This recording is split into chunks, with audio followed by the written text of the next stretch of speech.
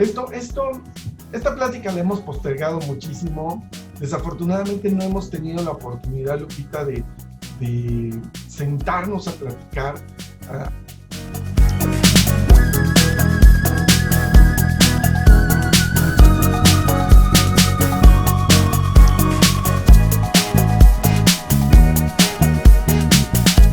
Pues me encanta compartir con ustedes esta trayectoria de vida, tanto profesional como personal, porque justamente empezó con decidir qué estudiar. Y a mí siempre me gustó muchísimo la parte de alimentos. De hecho, una de mis opciones fuertes era estudiar tecnología de alimentos en la Universidad de las Américas. Y después me enteré que había la licenciatura en Nutrición y Ciencia de los Alimentos en la Universidad Iberoamericana, y me encantó el programa de estudios porque incluía no nada más la oportunidad de estudiar el subsistema de tecnología de alimentos, sino que te daban un bagaje muy interesante de cuestiones relacionadas con ciencias sociales y humanidades. Es decir, había un balance muy rico entre la química, la física, la bioquímica y tal, y la psicología, la antropología, en fin, todos estos fenómenos que finalmente, todos estos elementos que al final de cuentas inciden en la alimentación. Entonces a mí me pareció una oportunidad así enorme, disfruté mucho la carrera, conocí ahí a grandes amigos y colegas que mantengo a la fecha, y en el camino he cosechado todavía más amigos súper talentosos de diversas universidades. Y entonces te das cuenta que así como hay una diversidad y de riqueza de profesionales de la nutrición, así están también los temas de la nutrición. Entonces, cuando inicié mi carrera profesional, yo quería como entender muchas cosas, conocer muchas cosas, y qué bueno que se me brindó la primera oportunidad. Inmediatamente después de terminar la carrera, estuve en el sistema DIF nacional, en la dirección de alimentación. Y entonces coincidí con otros colegas y nos tocó enfrentarnos a toda esta parte de conocer qué se hacía de programas de asistencia alimentaria en todo México, no nada más en la ciudad, porque luego de repente creemos que nuestra ciudad es el centro del universo y no es así. Está muy grande el asunto, y entonces nos permitió conocer qué se hacía en cada estado de la República. Incluso había estados que abordaban la alimentación desde el punto de vista regional, como Oaxaca, que es impresionante, ¿no? Las necesidades tan distintas. Y entonces este acercamiento al sistema DIF nacional fue muy enriquecedor. De hecho, entre todo el equipo sacamos una publicación, que fue el Programa Nacional de Asistencia Alimentaria, y eso para alguien tan joven que empieza, ¿no? Que yo tenía 22, 23 años, pues fue un gran reto y lo disfruté mucho.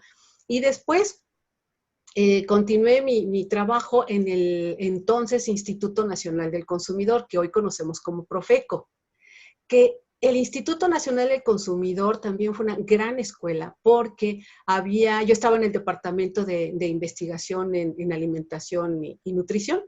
Entonces yo estaba como investigadora, pero fíjate que ahí el abordaje fue a nivel de comunidad, ¿no? De las diversas comunidades en las que puedes trabajar en una ciudad como la Ciudad de México, que es donde principalmente trabajábamos.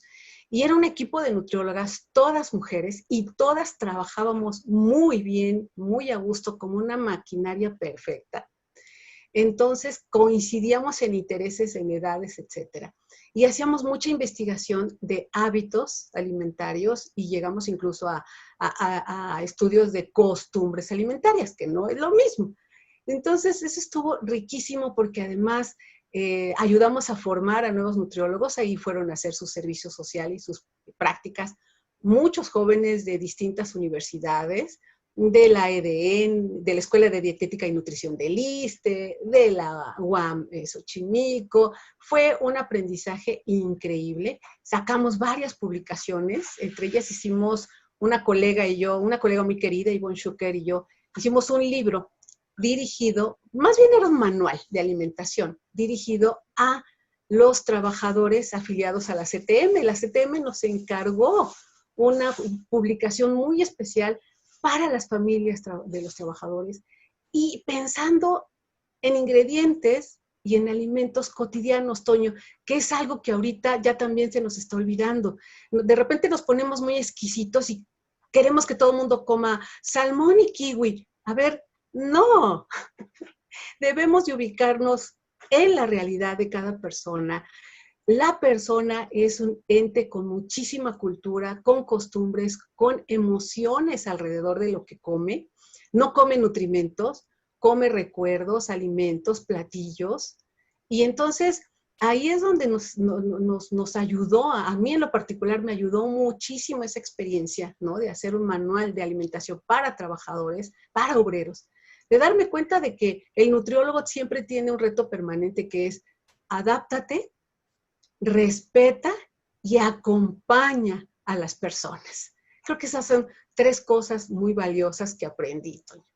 Y después, el equipo, gran parte de este equipo, pues nos fuimos a colaborar a la Secretaría de Pesca, donde ahí, bueno, hicimos un estudio muy interesante. Estoy hablando de los 90, Toño. Entonces, ya llovió, ya llevo 35 años de trayectoria profesional. Entonces, imagínate, los 90, en Secretaría de Pesca hacía falta mucho diagnóstico de realmente qué comían de productos pesqueros las personas a nivel nacional.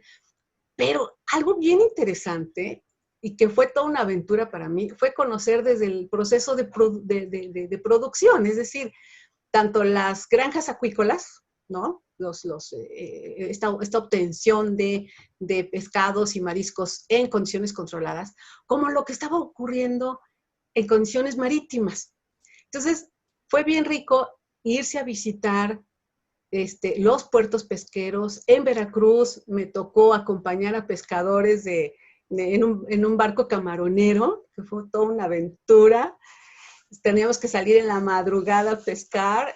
Fue una experiencia muy, muy enriquecedora y también incluimos el equipo que trabajábamos en Secretaría de Pesca, ir a las pescaderías de diferentes mercados públicos y ver realmente qué pasaba, qué problemáticas o necesidades tenían los comercializadores y después también la distribución, ¿no? Y desde luego el consumo. Es decir, ahí es donde aprendí y me quedó muy claro desde principios de los 90 que la alimentación no es nada más lo que llega a mi mesa y me voy a comer. No, ese es lo último.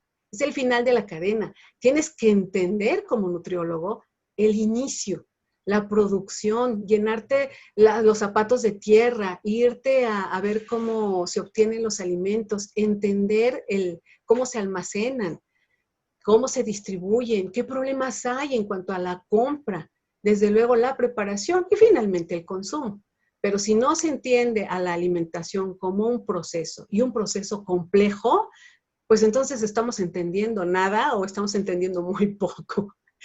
Bueno, pues después de esa experiencia maravillosa en Secretaría de Pesca, en donde la subsecretaria era una persona brillante, una de las mejores jefas que he tenido, la doctora Clara Hussidman, que además en sí mismo es toda una escuela para aprender muchas cosas, disciplina, compromiso, este amor por el conocimiento. Bueno, después de lo de Secretaría de Pesca, me fui a colaborar a Fomento de Nutrición y Salud, lo que siempre hemos conocido como cuadernos de nutrición. Y déjenme que les diga que fue todo un periodo verdaderamente excepcional de trabajo, porque ahí en Fomento de Nutrición y Salud, que fue en la segunda mitad de los años 90, yo me encargaba de la difusión y de los proyectos especiales. Entonces, me tocaba organizar conferencias, lo que llamábamos encuentros con la nutrición, que era llevar a los expertos como Esther Casanueva, como el doctor Burges, como Luis Alberto Vargas, a los grandes de la alimentación y nutrición. Los llevábamos a diferentes escuelas a que dieran conferencias. Fue una experiencia maravillosa. También me tocó iniciar y coordinar muchos años el premio a la tesis del año en nutrición, que bueno, ese proyecto obviamente desapareció porque las tesis pues ya no son un requisito para titularse, lo cual lamento mucho porque enfrentarte a la investigación también debe ser algo obligatorio para un buen nutriólogo. El asunto ahí, cuando estuve en Fomento, es que yo no trabajaba de tiempo completo, ¿no? Era una colaboradora externa y eso me permitió estar colaborando al mismo tiempo como profesora de asignatura de tiempo de base en el Departamento de Gastronomía, la licenciatura en Gastronomía de la Universidad del Claustro de Sor Juana, que fue un deleite dar clases ahí de historia gastronómica de México. Porque pues a mí también me interesaba muchísimo el asunto de la cultura. Al mismo tiempo colaboraba en asuntos de difusión científica para el Programa Universitario de Alimentos en la UNAM. También me daba tiempo para colaborar en trabajos de campo de estudio de hábitos alimentarios en el Instituto de Investigaciones Antropológicas de la UNAM. Y, por si eso fuera poco, tenía yo la suficiente energía como para también estar colaborando en otros proyectos, asesorías que me solicitaban. Y pues una de ellas muy rica, ¿no? Que fue el ayudar a fundar y hacer los estatutos, y fui la primera directora de Fundación Dianuy, que a la fecha pues continúa. Entonces, todo eso fue en la segunda mitad de los 90 y me gusta mucho resaltar esa época porque fue cuando conocí mucho el trabajo de antropología de la alimentación y tuve el privilegio de estar aprendiendo y directamente trabajando con uno de los grandes, que fue el doctor Igor de Garín, un investigador francés muy reconocido, muy laureado, en paz descanse, la piedra de toque en estudios de antropología, etnografía, y tuve ese privilegio, ¿no? Una manera de aprender haciendo, y también junto con el doctor Párez Aguilar, que también es una persona ahora ya muy, muy joven, muy influyente en el área de investigación de hábitos y de costumbres alimentarias. Y además esto de trabajar en fomento de nutrición y salud me permitió conocer a muchísimos investigadores de todas las áreas que te puedas imaginar. Y eso demandaba estudiar, Toño, que es parte de la otra de las obligaciones del nutriólogo. Si no estudias diario, estás perdido. Tienes que leer mucho, tienes que ser muy selectivo y tienes que permanecer al tanto de tu realidad nacional, además de los estudios meramente biológicos. Todo tiene que ser un complemento.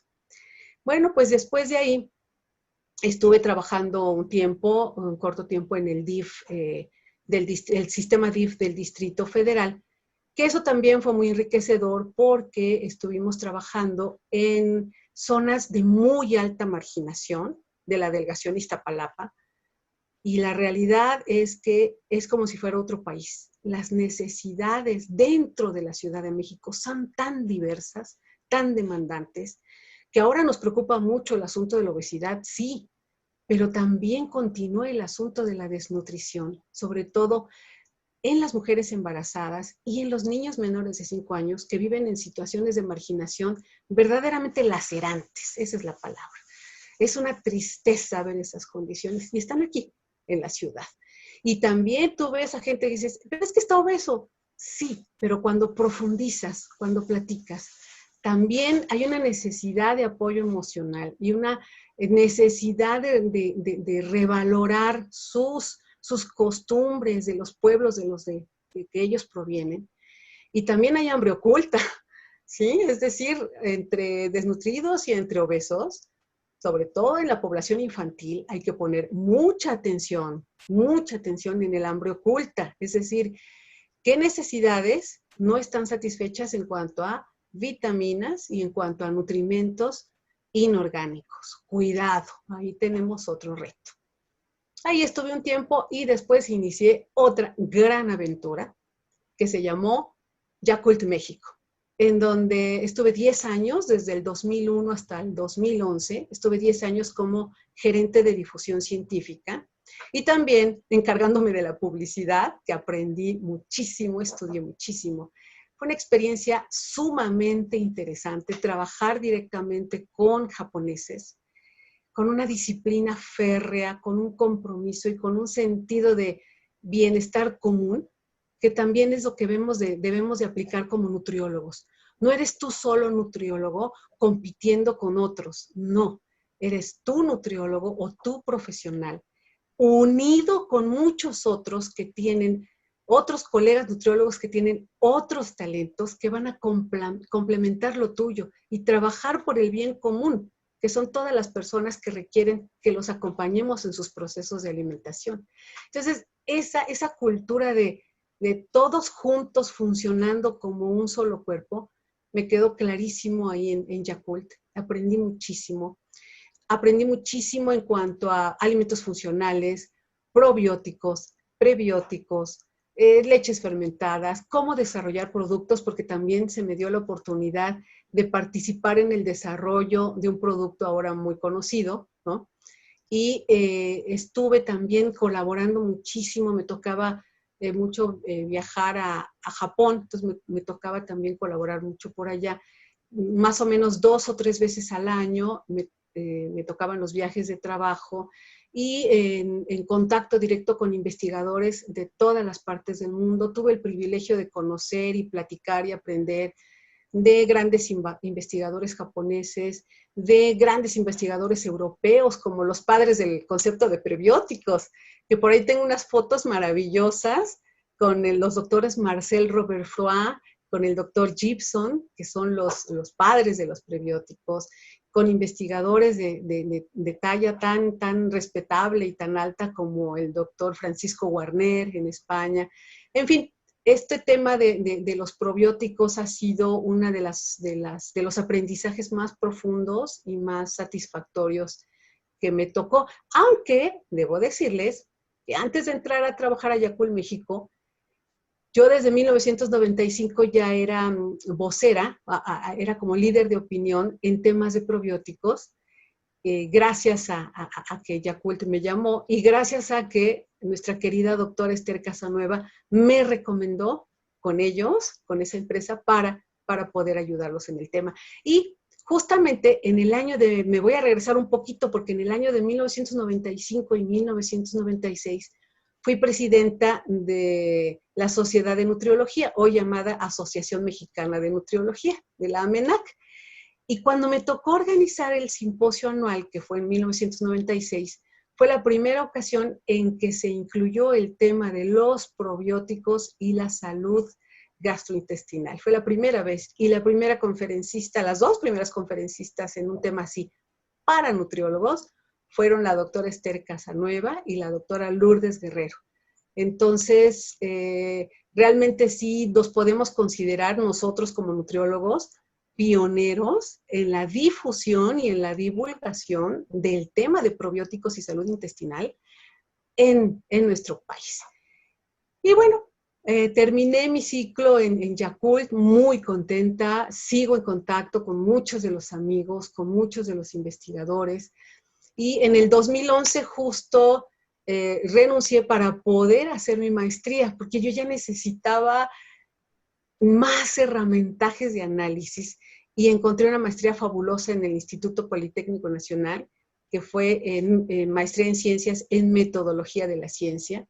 Del 2011 al 2013 estuve de tiempo completo con ello. Gran exigencia en el Politécnico, es una institución verdaderamente maravillosa. Y fue un esfuerzo de análisis y de síntesis y de estudiar a los grandes filósofos y constructores del conocimiento científico, desde los griegos hasta la física cuántica, y el análisis de la metodología. Y ahí es donde aprendí que no se dice metodología, porque la metodología es el estudio de los métodos. Cuando hacemos una investigación o un proyecto, debemos hablar de método, es decir, el camino que vas a seguir para hacer una investigación. Y la metodología es la reflexión de los diferentes métodos que existen para ir construyendo el conocimiento, que en este caso pues es el conocimiento científico. Fue una experiencia fabulosa, lo disfruté tanto que hasta me hice acreedora a una distinción que me honra mucho, que se llama la presea Lázaro Cárdenas. Me fue entregada en el 2013 y pues yo lo considero más que por estudiar mucho, por haber disfrutado mucho el aprender tanto. Y desde entonces, desde el 2013 hasta la fecha, pues ya soy consultora independiente, he tenido la oportunidad de participar con muchas empresas del ramo alimentario, con asociaciones civiles también de índole alimentaria, pues ayudándoles a el análisis de las fuentes científicas, la organización del conocimiento, el desarrollo de productos, la capacitación para sus fuerzas de ventas, incluso la capacitación para el personal que hace marketing o que hace desarrollo de productos, y muy enfocada a la parte de salud intestinal, de alimentos funcionales, de cultura alimentaria, ¿no? Probióticos y prebióticos también. Entonces, es parte de lo que he hecho y sin descuidar mis actividades de asesorías para otras instancias, para particulares, y algo también que disfruto mucho, la divulgación de la ciencia. Estar en los medios de comunicación.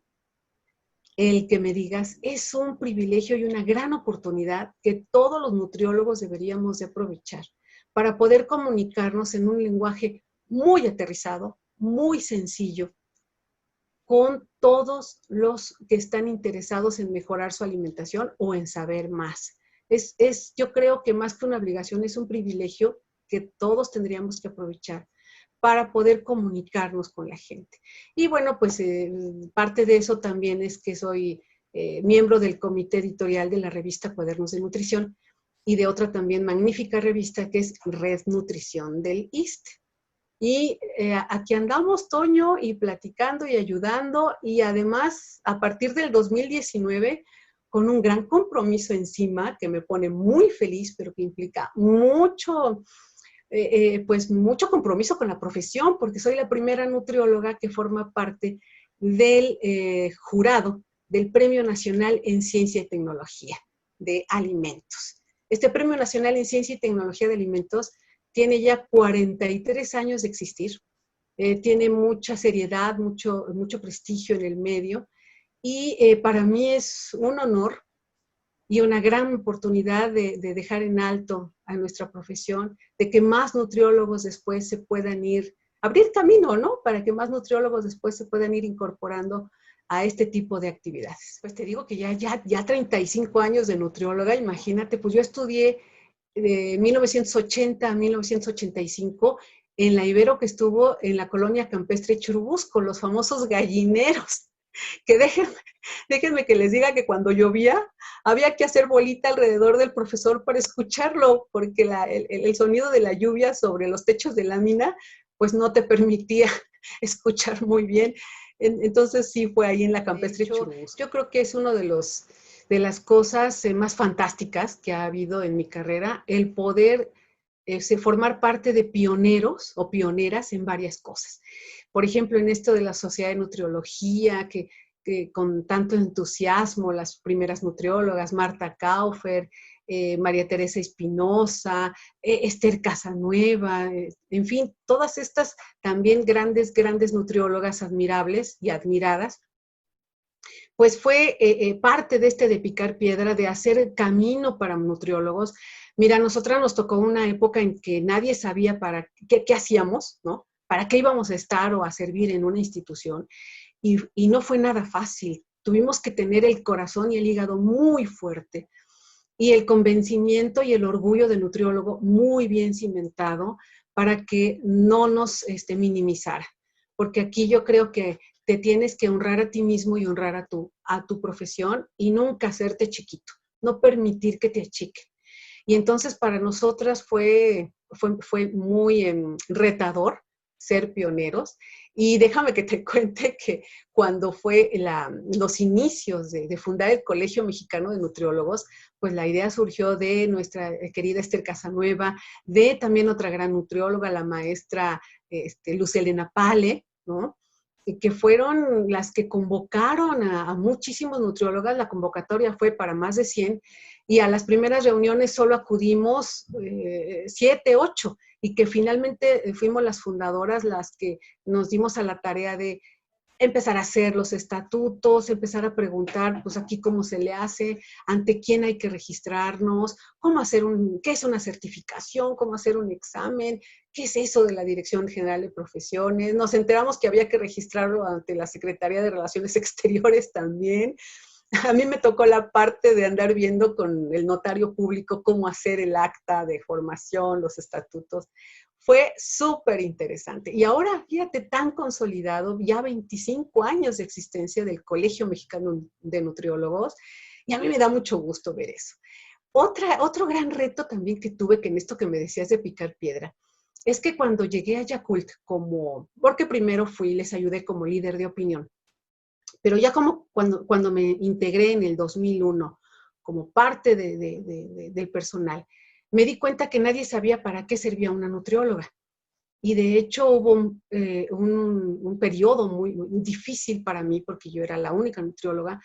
Y después con el tiempo se dieron cuenta que el nutriólogo es parte fundamental del equipo de cualquier institución y no se diga del equipo de una industria de alimentos. Entonces ahora actualmente en la empresa hay muchos más nutriólogos. Me da mucho orgullo, voy a sonar así como, ¡ay, qué presumida!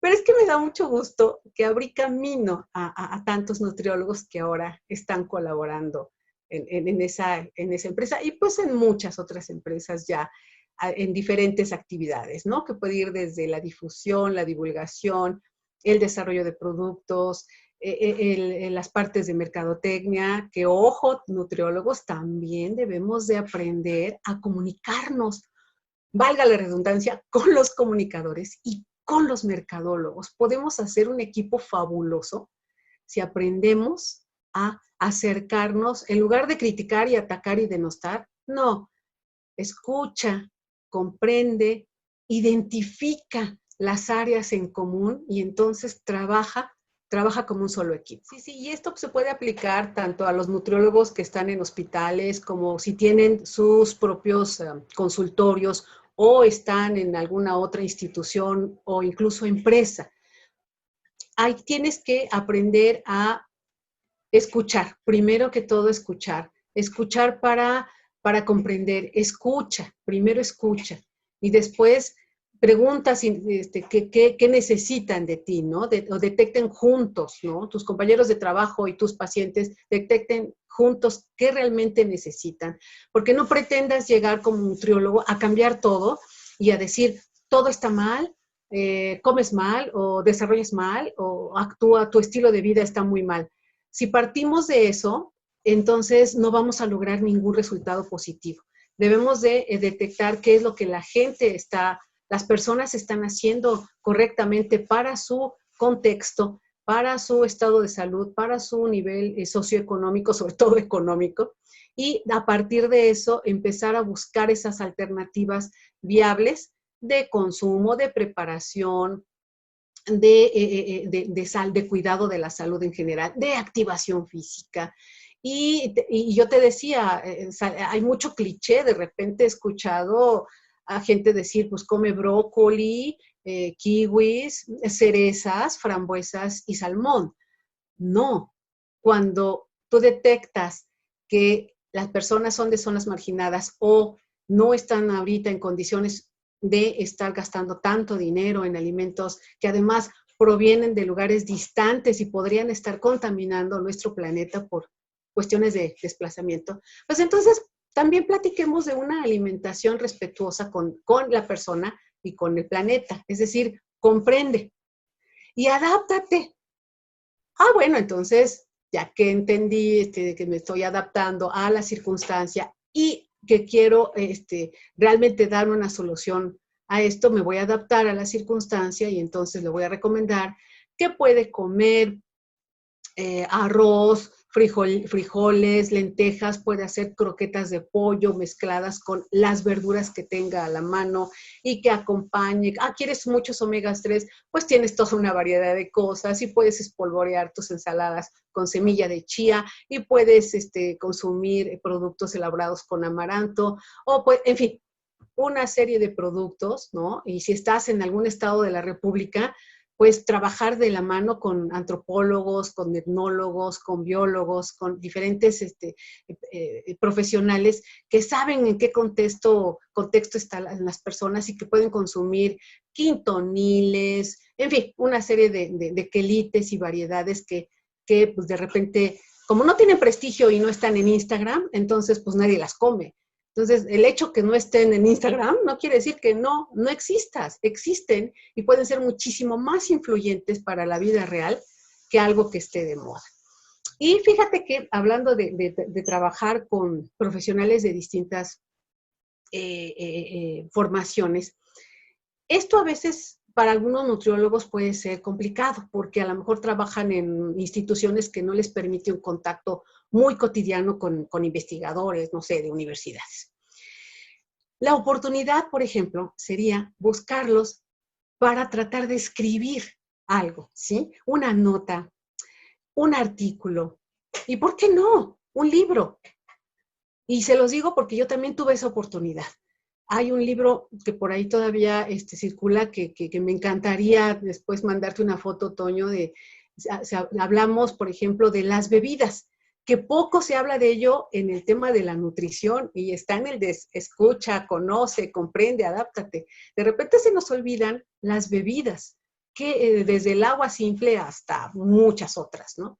Entonces, en este acercamiento de querer interactuar con otras personas y como nutriólogos querer aprender de otros, tuve la oportunidad de colaborar con un equipo multidisciplinario que conformó mi queridísimo y admirado doctor Luis Alberto Vargas, gran maestro, uno de mis senseis junto con el doctor Burges. Bueno, pues junto con el doctor Vargas formó un equipo en donde habíamos nutriólogos, antropólogos, químicos de la Facultad de Química de la UNAM, biólogos, y escribimos un capítulo sobre bebidas de la tradición.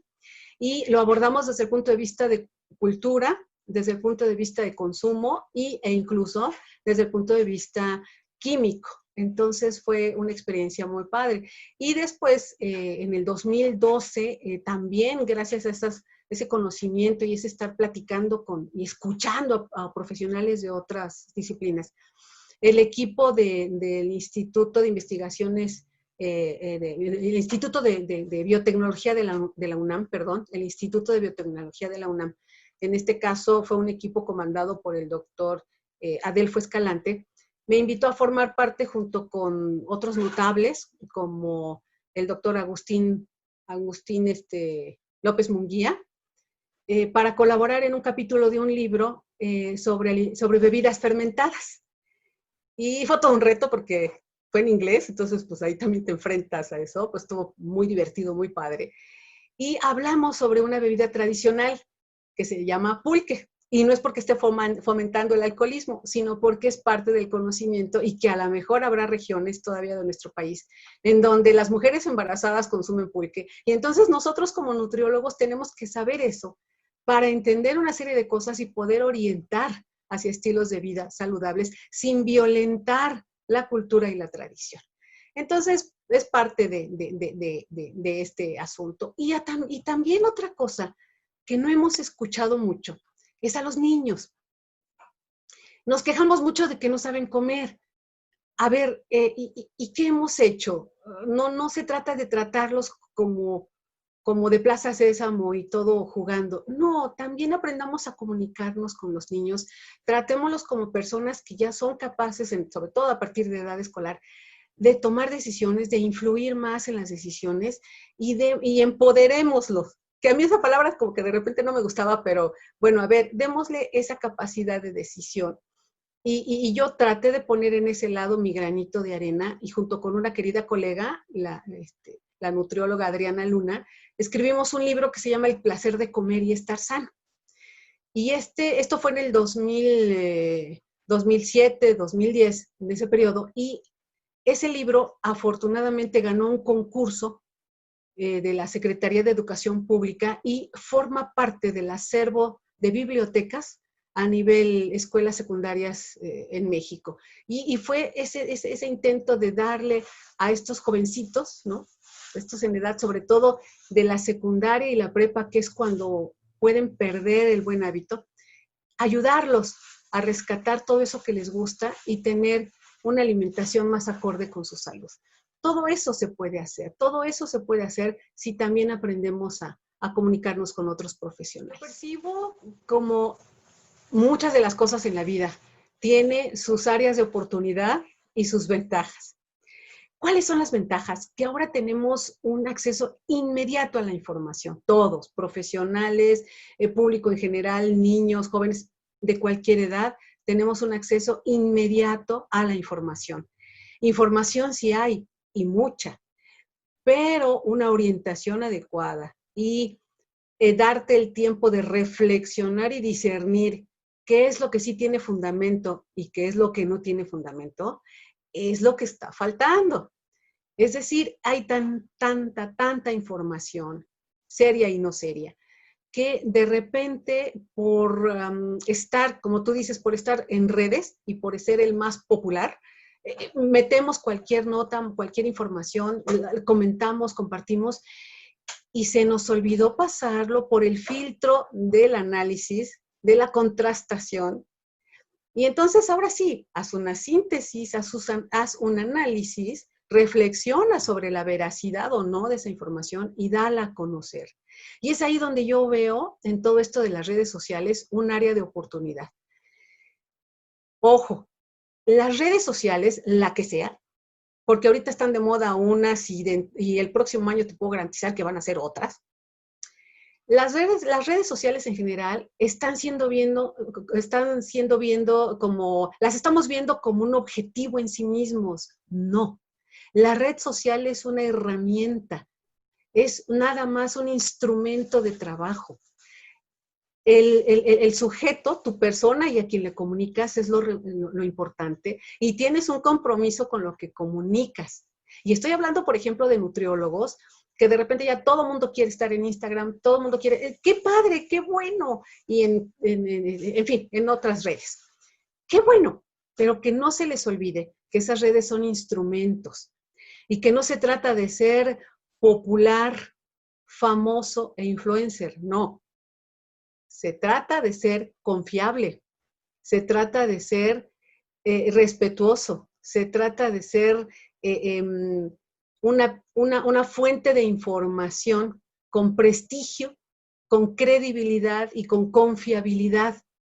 Que si después te vuelves famoso, pues qué bien, ¿no? Te vuelves popular y famoso, qué bien, pero que eso sea consecuencia de que antes fuiste confiable, respetuoso, que eres una persona de referencia porque analizas lo que dices. Y aquí también yo quiero mencionar otra cosa, Toño, que medio lo semblanteaste y no sé si por ahí va también otra de tus inquietudes, de que de repente estamos dando solo la información que creemos que conviene a lo que previamente estamos pensando. En términos muy de barbarismo, diríamos que es el cherry picking, es decir, selecciono solo aquella información o solo aquel artículo que me va a apoyar, ¿no? La idea que yo ya tengo de mente y lo único que quiero es algo que me apoye. No, no, no, no. Nuestro compromiso, en este caso específico como nutriólogos, es con el conocimiento, con la construcción del conocimiento, aquello que cada vez sea más veraz, aquello que pueda ser de beneficio comprobado para las personas y no estar diciendo, es que como en ratones este fue el resultado, entonces ya en humanos, no, espérate, no hagas brincos, no son los Juegos Olímpicos, no hagas saltos con garrocha. Analiza bien tus artículos, léelos completos, porque esto yo lo peleo mucho, me consta, luego nada más leen el resumen y las conclusiones. No, lee muy bien el método, lee muy bien las técnicas que usaron, lee la discusión y entonces te vas a dar cuenta de muchas cosas y te vas a dar cuenta de que lo que tienes que decir debe estar bien fundamentado y de preferencia, por lo menos en nuestra profesión, que esté fundamentado en los llamados estudios de oro, ¿no? Aleatorizados, placebo control, el tamaño de muestra poblacional adecuado, clínicos controlados, en fin, estas reglas que muchos de ustedes ya conocen en el medio de la nutrición y la medicina, ¿qué te va a dar la certeza? Pero no me pongan a decirme cosas espectaculares citando estudios con ratones. No, espérate, esa es aparte una de las fases para llegar a una construcción del conocimiento adecuado.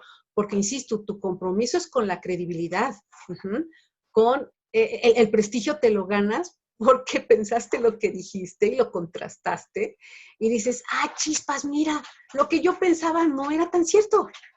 Este conocimiento ya avanzó y ahora es esto. Ni modo, se dice, porque ese es tu compromiso para acompañar adecuadamente a la gente.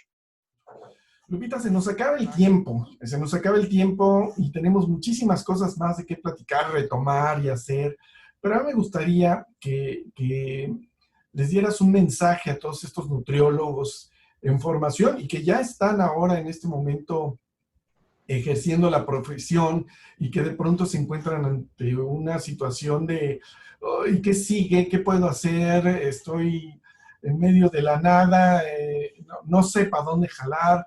No sé, un consejo con tu vasta experiencia en todos los ámbitos, como lo estoy viendo, me gustaría que nos dieras pues una recomendación. ¿Qué hacemos, ¿no? Ante todo esto? ¿Cuál es tu mensaje para los nutriólogos en este momento? El primero es que no se asusten ante los retos y que no se asusten ante los tiempos difíciles. Estamos enfrentando, si no es que cada año, por lo menos sí cada ciertos ciclos, retos muy grandes a nivel profesión y a nivel población. Y en este caso ya todo está mundializado. Entonces también debemos estar muy claros en que todo es un efecto mariposa y que eso también nos obliga a mantenernos actualizados, mantenernos informados, pero sobre todo mantenernos reflexivos. Respira. Es que ya salió esta nota. Cálmate, respira, lee, contrasta.